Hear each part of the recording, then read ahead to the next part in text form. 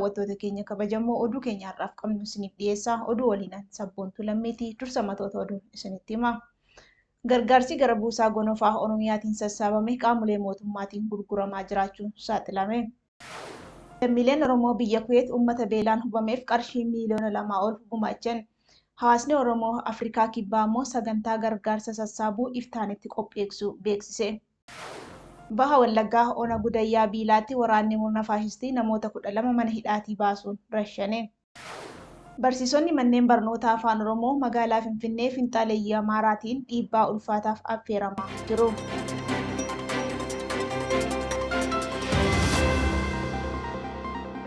Amma gara bal'ina oduutti dabarra. Gargaarsi gara buusaa gonofaa Oromiyaatiin sassaabame qaamolee mootummaatiin gurguramaa jiraachuun saaxilame. Murni bilchiginnaa hongee fi beela Oromiyaa keessaa waggootaaf ta'e jedhee dhoksuun sadarkaa har'aa irra hamma kanaan gahuutti dabalee ammas gargaarsa kallattii adda addaatiin gumaachamaa jiru odoo uummanni beelaan dhumatu gurgurataa akka jiru dhagahame. Akka BBC Afaan Oromoo gabaasetti gargaarsi namoonni dhuunfaa fi gareeleen adda addaa qabatanii gara Booranaatti imalan qaamoleen mootummaatiin irraa fuudhamee mankuusaatti erga walitti qabamee booda ummaticha beelaan hubameef laatamuu mannaa qaamolee murna bilchiginnaatiin deebifamee gurguramaa jira. Godina Booranaa Yaaballoo fi Mooyaleetti yakki gargaarsa uummata beela'eef gumaachame gurgurachuu kun raawwatamuu kan mirkaneesse gabaasichi hammi gargaarsaa karaa buusaa gonofaa Oromiyaatiin uummataaf laatamaa jiru xiqqaa ta'uus hubachiise. Hangaa fi akkaataa gargaarsa maqaa uummata beela'eetiin karaa buusaa gonofaatiin sassaabamaa jiru akkasumas kan hawaasa dhaqqabe irratti iftoomini kan hin jirre yoo ta'u jiraattonni hammi nu dhaqqabaa jiru akkaan xiqqaadha jechuun komataa jirani. Murni bilchiginnaa nyaata, dhugaatii fi maallaqa dabalatee gargaarsi bifa adda addaa uummataaf walitti qabamu karaa kiyya qofa ta'uu qaba jechuun shira xaxaa kan ture yoo ta'u, keessumaa maallaqni birrii miiliyoona dhibbootaan lakkaa'amu walitti sassaabame jedhamee himamaa bahe hamma yoonaatti eessa akka buufame wanti himame hin jiru. Gama kaaniin lammiileen Oromoo Booranaa fi Gujii dabalatee Oromiyaa bakkoota hedduutti hongee fi beelaan gaaga'amaa jiran dhaqqabuuf gargaarsi namoota dhuunfaa fi kanneen waloon gurmaa'anii fi jaarmiyoota adda addaatiin taasifamu kan itti fufe yoo ta'u, aadde Maammituu Makuriyaa yookaan Kakuu Maamee, Ustaaz Raayyaa Abbaa Maccaa fi hayyuu Oromoo obbo Birruu Tsaggaayee dabalatee namoonni gariin gargaarsa qabatanii qaamaan hawaasicha biratti argamuun gumaacha taasisuun baramee jira.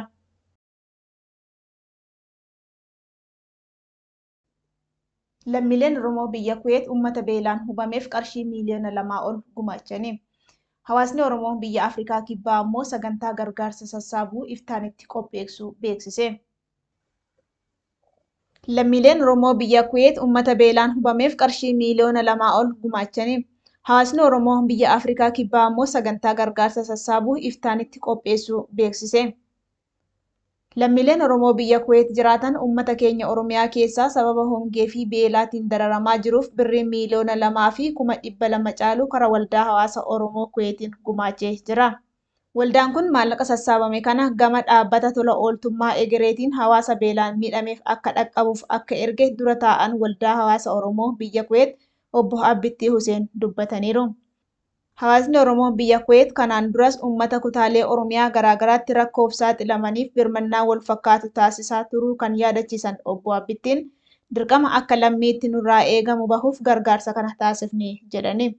Kun kanaan osoo jiru hawaasni Oromoo biyya Afrikaa Kibbaa magaalaa Johannesburgii fi naannawa isheetti argamu bitootessa 13 bara 2023 baha magaalittiitti kan argamu galma Telkoom jedhamutti waltajjiin gargaarsaa walitti sassaabuu qopheessuu koreen deeggarsa kana qindeesse beeksise.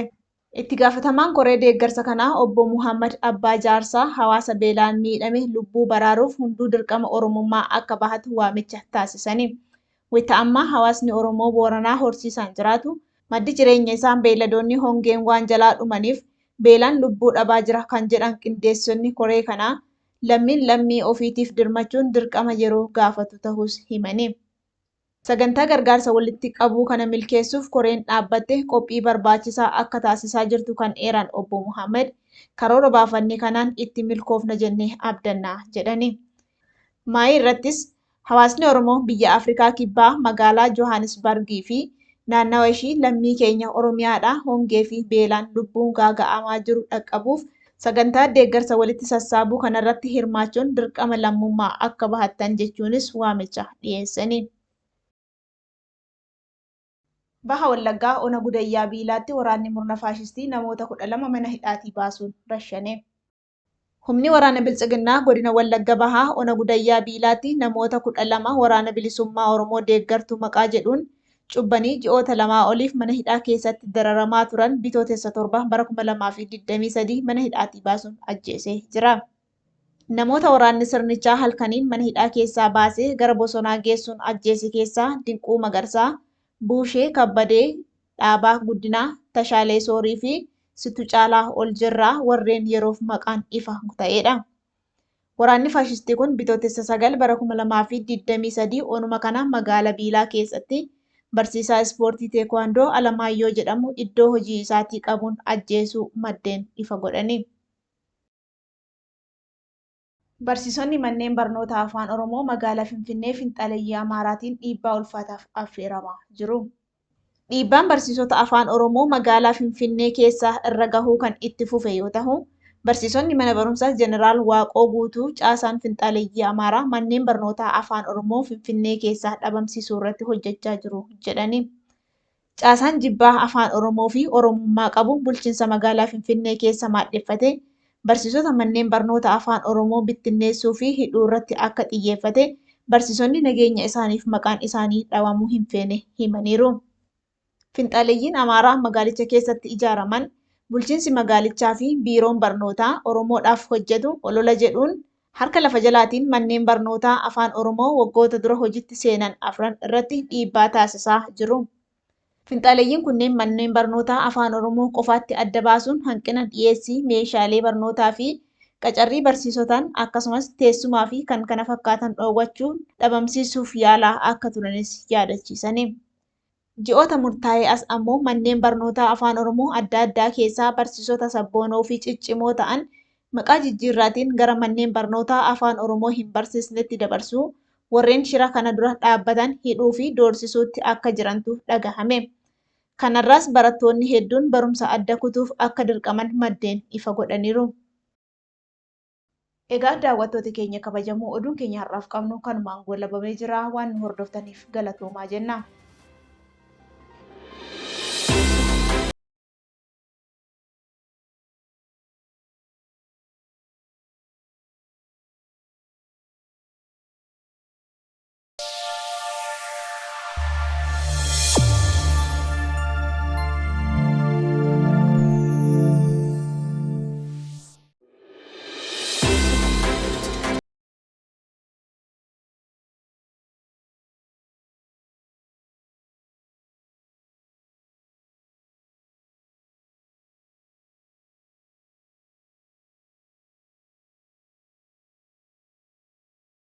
Keenya kabajamoo oduu keenya har'aaf qabnu isiniif dhiyeessaa. Oduu waliinaan sabboontuu lammiitii dursa matoota oduun isinitti hima.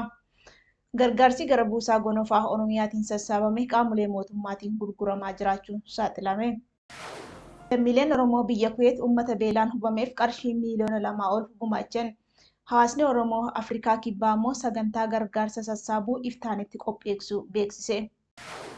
Baha Wallaggaa Ona Gudayyaa Biilaatti waraanni murna faashistii namoota 12 mana hidhaatii baasuun rashshane. Barsiisonni manneen barnoota afaan Oromoo magaalaa Finfinnee Finxaaleeyyii Amaaraatiin dhiibbaa ulfaataaf affeeramaa jiru.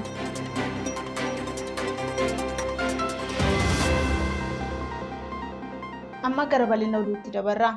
Gargaarsi gara buusaa gonofaa Oromiyaatiin sassaabame qaamolee mootummaatiin gurguramaa jiraachuun saaxilame. Murni Biltsiginnaa hongee fi beela Oromiyaa keessaa waggootaaf ta'e jedhee dhoksuun sadarkaa har'aa irra hamma kanaan gahuutti dabalee ammas gargaarsa kallattii adda addaatiin gumaachamaa jiru odoo uummanni beelaan dhumatu gurgurataa akka jiru dhagahame. Akka BBC Afaan Oromoo gabaasetti gargaarsi namoonni dhuunfaa fi gareeleen adda addaa qabatanii gara Booranaatti imalan qaamoleen mootummaatiin irraa fuudhamee mankuusaatti erga walitti qabamee booda ummaticha beelaan hubameef laatamuu mannaa qaamolee murna Biltsiginnaatiin deebifamee gurguramaa jira. Godina Booranaa Yaaballoo fi Mooyaleetti yakki gargaarsa uummata beela'eef gumaachame gurgurachuu kun raawwatamuu kan mirkaneesse gabaasichi hammi gargaarsaa karaa buusaa gonofaa Oromiyaatiin uummataaf laatamaa jiru xiqqaa ta'uus hubachiise. Hangaa fi akkaataa gargaarsa maqaa uummata beela'eetiin karaa buusaa gonofaatiin sassaabamaa jiru akkasumas kan hawaasa dhaqqabe irratti iftoomini kan hin jirre yoo ta'u, jiraattonni hammi nu dhaqqabaa jiru akkaan xiqqaadha jechuun komataa jirani. Murni biltsiginnaa nyaata, dhugaatii fi maallaqa dabalatee gargaarsi bifa adda addaa uummataaf walitti qabamu karaa kiyya qofa ta'uu qaba jechuun shira xaxaa kan ture yoo ta'u, keessumaa maallaqni birrii miiliyoona dhibbootaan lakkaa'amu walitti sassaabame jedhamee himamaa bahe hamma yoonaatti eessa akka buufame wanti himame hin jiru. Gama kaaniin lammiileen Oromoo Booranaa fi Gujii dabalatee Oromiyaa bakkoota hedduutti hongee fi beelaan gaaga'amaa jiran dhaqqabuuf gargaarsi namoota dhuunfaa fi kanneen waloon gurmaa'anii fi jaarmiyoota adda addaatiin taasifamu kan itti fufe yoo ta'u, aadde Maammituu Makuriyaa yookaan Kakuu Maamee, Ustaaz Raayyaa Abbaa Maccaa fi hayyuu Oromoo obbo Birruu Tsaggaayee dabalatee namoonni gariin gargaarsa qabatanii qaamaan hawaasicha biratti argamuun gumaacha taasisuun baramee jira.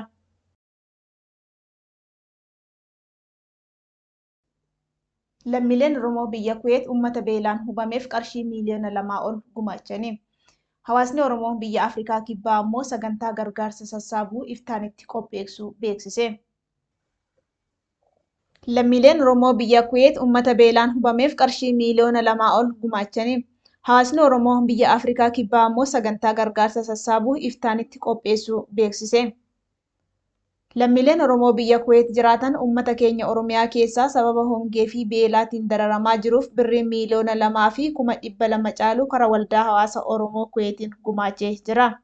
Waldaan kun maallaqa sassaabame kana gama dhaabbata tola ooltummaa egereetiin hawaasa beelaan miidhameef akka dhaqqabuuf akka erge dura taa'an waldaa hawaasa Oromoo biyya Kuweet obbo Abbitti Huseen dubbataniiru. Hawaasni Oromoo biyya Kuweet kanaan duras uummata kutaalee Oromiyaa garaagaraatti rakkoof saaxilamaniif birmannaa wal fakkaatu taasisaa turuu kan yaadachiisan obbo Abbittiin dirqama akka lammiitti nurraa eegamu bahuuf gargaarsa kana taasifne jedhani. Kun kanaan osoo jiru hawaasni Oromoo biyya Afrikaa Kibbaa magaalaa Johannesburgii fi naannawa isheetti argamu bitootessa 13 bara 2023 baha magaalittiitti kan argamu galma Telkoom jedhamutti waltajjiin gargaarsaa walitti sassaabuu qopheessuu koreen deeggarsa kana qindeesse beeksise. Itti gaafatamaan koree deeggarsa kanaa obbo Muhammad Abbaa Jaarsaa hawaasa beelaan miidhame lubbuu baraaruuf hunduu dirqama Oromummaa akka bahatu waamicha taasisani. Wayita ammaa hawaasni Oromoo Booranaa horsiisaan jiraatu maddi jireenya isaan beeyladoonni hongeen waan jalaa dhumaniif beelaan lubbuu dhabaa jira kan jedhan qindeessonni koree kanaa lammiin lammii ofiitiif dirmachuun dirqama yeroo gaafatu ta'us himani. Sagantaa gargaarsa walitti qabuu kana milkeessuuf koreen dhaabbatte qophii barbaachisaa akka taasisaa jirtu kan eeran obbo Muhammad karoora baafannee kanaan itti milkoofna jennee abdannaa jedhani. Maayii irrattis hawaasni Oromoo biyya Afrikaa Kibbaa magaalaa Johannesburgii fi naannawa ishii lammii keenya Oromiyaadhaa hongee fi beelaan lubbuun gaaga'amaa jiru dhaqqabuuf sagantaa deeggarsa walitti sassaabuu kanarratti hirmaachuun dirqama lammummaa akka bahattan jechuunis waamicha dhiyeessani. Baha Wallaggaa Ona Gudayyaa Biilaatti waraanni murna faashistii namoota 12 mana hidhaatii baasuun rashshane. Humni waraana biltsiginnaa godina Wallagga Bahaa Ona Gudayyaa Biilaatti namoota 12 waraana bilisummaa Oromoo deeggartuu maqaa jedhuun cubbanii ji'oota 2 oliif mana hidhaa keessatti dararamaa turan bitootessa 7 bara 2023 mana hidhaatii baasuun ajjeesee jira. Namoota waraanni sirnichaa halkaniin mana hidhaa keessaa baasee gara bosonaa geessuun ajjeese keessaa Dinquu Magarsaa, Buushee Kabbadee, Dhaabaa Guddinaa, Tashaalee Soorii fi Situ Caalaa Oljirraa warreen yeroof maqaan ifa ta'edha. Waraanni faashistii kun bitootessa 9 bara 2023 onuma kana magaalaa Biilaa keessatti barsiisaa ispoortii teekwaandoo Alamaayyoo jedhamu iddoo hojii isaatii qabuun ajjeesuu maddeen ifa godhani. Barsiisonni manneen barnoota afaan Oromoo magaalaa Finfinnee Finxaaleeyyii Amaaraatiin dhiibbaa ulfaataaf affeeramaa jiru. Dhiibbaan barsiisota afaan Oromoo magaalaa Finfinnee keessaa irra gahuu kan itti fufe yoo ta'u, barsiisonni mana barumsaa Jeneraal Waaqoo Guutuu caasaan Finxaaleeyyii Amaaraa manneen barnootaa afaan Oromoo Finfinnee keessaa dhabamsiisuu irratti hojjechaa jiru jedhani. Caasaan jibbaa afaan Oromoo fi Oromummaa qabu bulchiinsa magaalaa Finfinnee keessa maadheffate barsiisota manneen barnoota afaan Oromoo bittinneessuu fi hidhuu irratti akka xiyyeeffate barsiisonni nageenya isaaniif maqaan isaanii dhawamuu hin feene himaniiru. Finxaaleeyyiin Amaaraa magaalicha keessatti ijaaraman Bulchiinsi magaalichaa fi biiroon barnootaa Oromoodhaaf hojjetu olola jedhuun harka lafa jalaatiin manneen barnootaa afaan Oromoo waggoota dura hojiitti seenan 4 irratti dhiibbaa taasisaa jiru. Finxaaleeyyiin kunneen manneen barnootaa afaan Oromoo qofaatti adda baasuun hanqina dhiyeessii meeshaalee barnootaa fi qacarrii barsiisotaan akkasumas teessumaa fi kan kana fakkaatan dhoowwachuun dhabamsiisuuf yaalaa akka turanis yaadachiisani. Ji'oota murtaa'ee as ammoo manneen barnootaa afaan Oromoo adda addaa keessaa barsiisota sabboonoo fi ciccimoo ta'an maqaa jijjiirraatiin gara manneen barnootaa afaan Oromoo hin barsiisnetti dabarsuu warreen shira kana dura dhaabbatan hidhuu fi doorsisuutti akka jirantu dhagahame. Kanarraas barattoonni hedduun barumsa adda kutuuf akka dirqaman maddeen ifa godhaniiru. Egaa daawwattoota keenya kabajamoo oduun keenya har'aaf qabnu kanumaan goolabamee jira. Waan nu hordoftaniif galatoomaa jenna.